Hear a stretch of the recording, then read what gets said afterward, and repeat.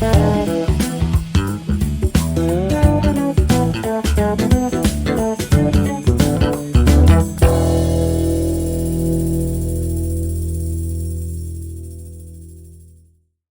Karin, and welcome to our podcast. I'm super happy to talk to you today. Thank you, Lebanon, for having me. I'm really excited to be here as well. Thanks. Karin, we will start by maybe give us a 30-second or 1-minute overview about your career for the last few years. Sure. Well, I had the pleasure of working in different organizations, both public sector organizations, large multinationals, and as well as family businesses. And my career has taken me from Austria to India to Dubai, where I had the pleasure of working and living for 8 years, where we also had the pleasure of meeting. And 3 years ago, I returned to Austria to be closer to family. What has been a consistent in all of my career stops, so to say, was on the one hand side, it always had to do with technology and especially emerging tech. And the second aspect was bringing together different stakeholders. So may it be customers and providers, may it be startups and government entities or family businesses. So there has always been an aspect of how do you build a community and how do you build programs around innovation and collaboration. And I think it's very interesting and very exciting to work in innovation because today innovation is a big word. Yes. A lot of people do not really know the meaning of innovation.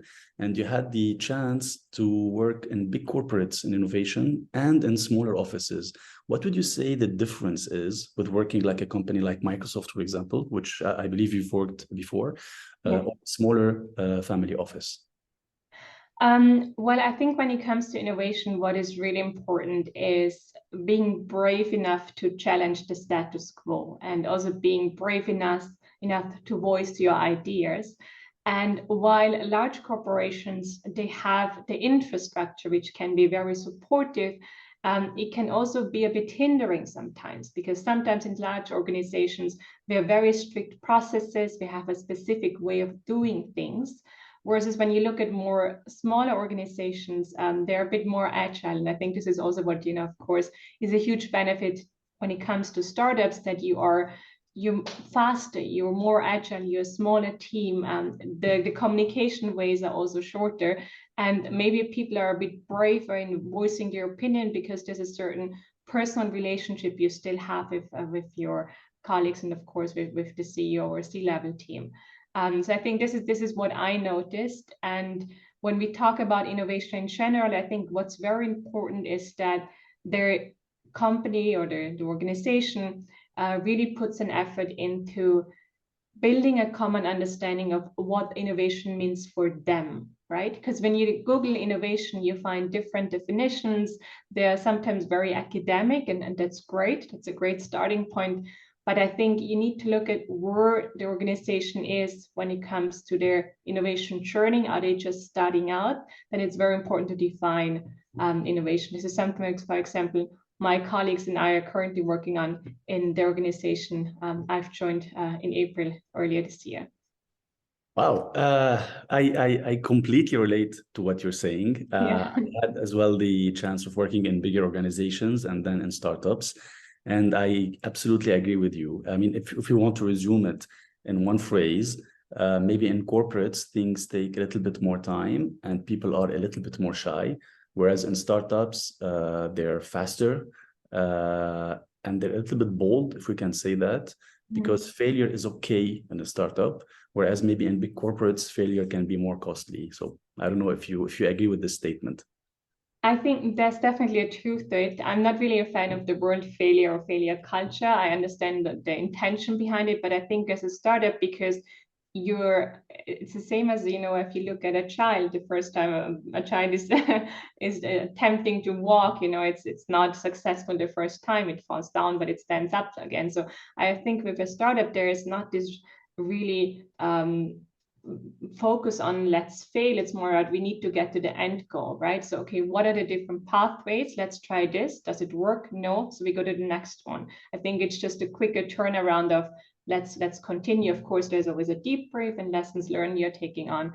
But I agree with you. I think in the corporates, it's sometimes you're so focused on your day-to-day business which in most cases is very process oriented, which is important, right? Because I mean, processes allow us to be more structured in a way and also ensure we have a consistent quality in delivering our products or services. And it's just a totally new mentality. I mean, maybe I can share a bit what we are focused on in our organization. We have looked into how do we find a common understanding of what innovation really is, where every department can relate to it. So not somebody only who works in the research and development department, but maybe also somebody who works in legal or in HR, because they can also come up with innovative ideas. Wow. And what's really important, I think, is while understanding that innovation is not just something to do because it's modern and it's a buzzword. No, you need to be innovative because it's of extreme strategic importance, right? It's about the continuous growth and even existence of your organization. Yeah. You don't just build up an innovation department because there are 5 people who need a job and you need to employ them, right? It's not a self-fulfilling task, so to say. There's a purpose behind it, and the purpose is of strategic importance. And I think that's very relevant. Well, And I think, yeah, when you are describing it this way, I can relate more and more. I want to ask a little bit about your journey when you were in the entrepreneurial ecosystem. So today, you've worked a few years in Dubai with an accelerator, with one of the top accelerators in Dubai. My question to you, Karin, and I think maybe the viewers that will see the video can relate. I want you to give me, maybe, if it's not a very tough question, what are the 2 or the 3 characteristics that when you meet as an entrepreneur or a startup, you think they should have this, and they might have a chance of success if they have these 2 or 3 points? And equally, I know you don't like the word failure, but equally, what are the 2 or the 3 points that are not very encouraging, or that do not exist in a startup, that you don't see them maybe going the next step, instead of saying fail, you don't see them continuing that out. So yeah. In a nutshell, you've met many entrepreneurs, you've met many startups. I had the pleasure to meet you a few years back, and I was very impressed with the way you handled the program and the accelerator. So if you can a little bit highlight this point. Absolutely. So the accelerator I was working at, or had the pleasure of working at, actually was Dubai Future Accelerator, which is a program by Dubai Future Foundation. And it's still, I mean, I'm still look back very fondly to those years, because my colleagues and I had a chance of working at something that was very pioneering, so to say, because the goal was to connect startups with government organizations to speed up innovation around emerging tech as well, and turn Dubai into a test bed for these new solutions. I think when I look back, there are different facets that are crucial. Of course, you have the external factors. One important aspect here is about regulations, right? Because when you talk about emerging tech, very often you work in an area where maybe the regulations aren't set or they are hindering in your growth. So this is something you definitely need to look at. What is the landscape around innovation, for example? And of course, you need funding. This is a different part. But I think when we look more inside, so into the startup, what I realized is that especially the role that we had connecting startups with government organizations and later on family businesses and corporations, it's really important that you, and I think this applies to every partnership, that you are able to communicate what your company offers to the other person so that he or she really understands it. What I mean by it, quite often I had the pleasure of meeting entrepreneurs who come more from the tech side, and they are deeply into the technology, right? Into how it works, every asset. They're true experts in their field. But then when your counterpart isn't familiar or doesn't have the expertise that you have, then oftentimes they struggling to convey exactly what it is about, because they were so much focused on the tech. And I'm really excited about emerging tech. It's a fascinating field, but in the end, technology is a means to. The focus is what problem do I solve, and the technology is a means to solving it. But sometimes I feel like startups were more focused on promoting the tech, not so much on how actually they are using the technology to solve which specific problem. I think this was one part. And of course, I mean, you know it yourself, resilience. I have a high admiration anybody who embarks to the entrepreneurial journey, because it's not easy, right? The path is not really very clear. You need resilience. You also need to, I mean, you know, be able to dive through those times that are a bit more, I guess, less exciting and a bit more of a struggle, to just continue growing. And I think also very important is the network you have. I guess the great thing about innovation is diversity really is a driver for innovation. So, you know, just having conversations with different people from different backgrounds, maybe they allow you to see something that you haven't noticed before, and, you know, thus allow you to grow in your journey. And I mean, the next part, I guess, is, as you know as well, the team, right? Because unless you're a solo entrepreneur, you need a team. And I think having a strong team culture, really understanding what is the mission that you're trying to achieve, is of true relevance. So I would say there are external and internal factors that contribute to it. Yeah. Excuse me. Thank you for this very insightful information. And I just wanted to ask you one more thing around the team, because, for example, in my previous, like in the last few years, I've met many startups, and the team is something that they never put in the pitch, or they rarely put in the pitch. Personally, I focus a lot on the team. I wanted to pick your brains on that. So the age of the entrepreneur, or the previous experience of the entrepreneur, is it something that you focus on whenever you've met those entrepreneurs or those startups, or it's not really relevant? So we never looked at the age. Of course, the person had to be, you know, of legal age to be able to act as a founder. That was important. I never looked at the age. It was more about the experience and the constellation of the team, because in the end, the program was designed that we were looking for solutions for very clearly defined challenges. So it was, this is our problem, how can you solve it? And we were looking into what kind of competencies, what kind of experience does the team overall bring to the table that would give us an understanding, yes, they are qualified, they can do the job, so to say. I think what was really interesting as well is, through our program being 9 weeks in residence, where we had 2 to 3 participants from the team in Dubai for this duration. Quite often, actually, it was also a team bonding time for those teams, because they were very much working remotely. And some teams actually struggled a bit being in one place for 9 weeks, because they were only used to, you know, meeting maybe every couple of months for a few days, but then everybody was working remotely. So this was also really interesting to see this team dynamics. But no, I never looked at the age. It's more about the qualification, of course, the mindset, right? You need, as in any organization, as in any team, you need different competencies to work together. It's almost like small puzzles to make sure that you have a big picture, a very strong one. Very clear. Last question, and I'm going to stop. When you receive a pitch from an entrepreneur, you know, most of the pitches are okay, because, you know, you go to the internet, you see what's the best way to do a pitch, what are the slides, what are the titles I should use. I'm going to share my perspective on this after your answer.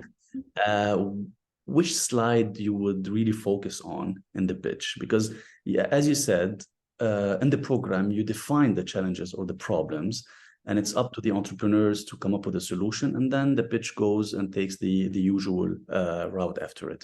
Which slide, I mean, of course, you read the whole pitch, but which slide would, you know, focus on? You would give it more time.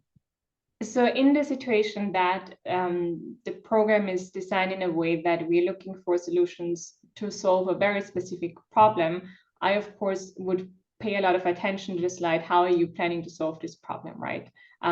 What is your roadmap to it? But then also looking into, because this gives me an understanding as well, how well you have understood our problem, or if we need to have a further conversation in us refining the problem as well.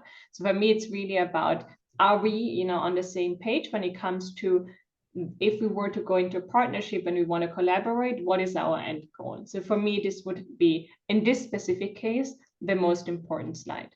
Okay. Great. Curious to hear yours. I mean, Yeah. I always look at the financial slide for a simple Yeah. reason. So I never understood finance. I never understood accounting. I never understood how to create a budget or a P&L or whatever you want to call it.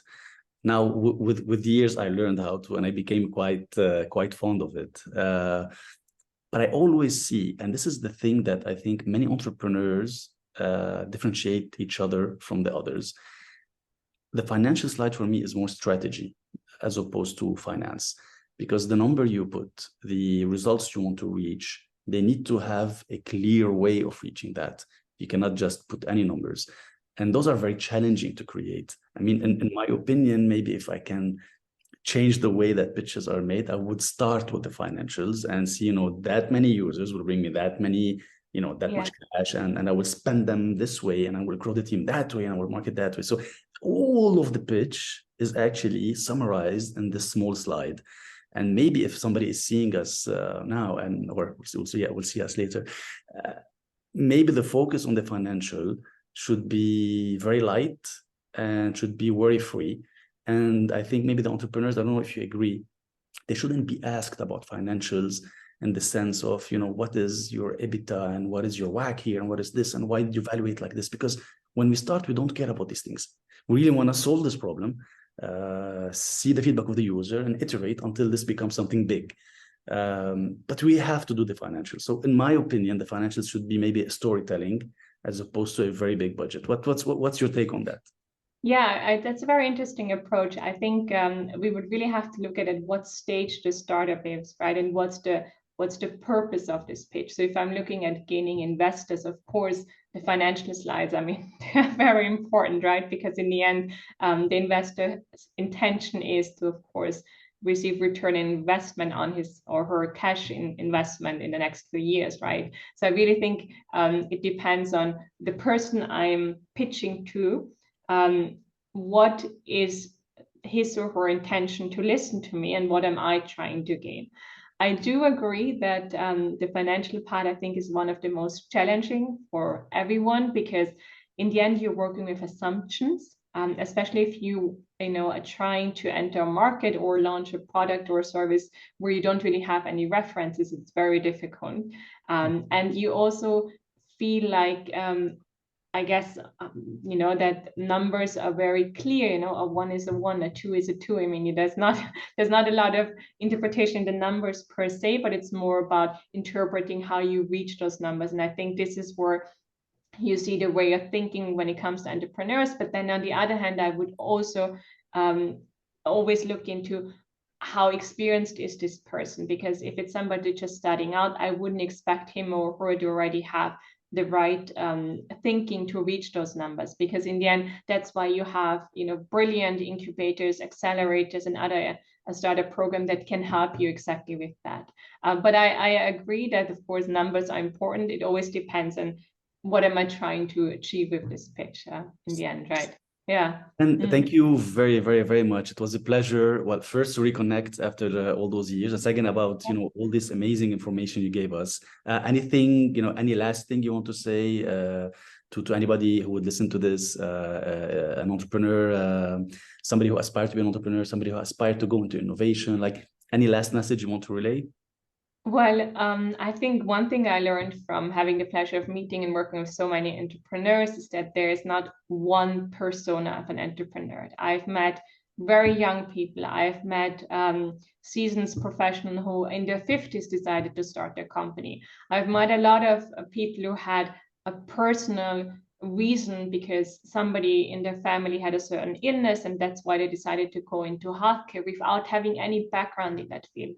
So I think what's the beauty about entrepreneurship is that don't limit yourself, maybe just because you don't have an experience like all the other successful entrepreneurs we see in the media, this doesn't mean that you don't have what it takes to become an entrepreneur. And I think same with innovation, the beauty about it is that what I like about this job is that it allows me to really think creatively, to really ask maybe stupid questions, to challenge the status quo. And I think when I compare it with children, right, that's what we already do as when we are young, we are very unlimited in our thinking because we don't have the experience. And innovation is something where everybody can innovate. And I think it really, in order to be successful in innovation and entrepreneurship, you need to connect with people, because in the end, what it comes down to is that people do business with people. Yeah. And the whole tech part and everything else, that's just a means to a kind of tools that we are using. Yeah. Amazing. Thank you very much, Karin. I wish you an amazing day and a beautiful weekend. And I hope to connect very soon. We'll keep you posted, of course, when the podcast will be live, and we'll send you everything so you can see it as well. Thank you very much. Thank you, Defnan. It was an honor speaking to you. Same here. Thank you. Have a good one. You too. Take care. Bye. Bye.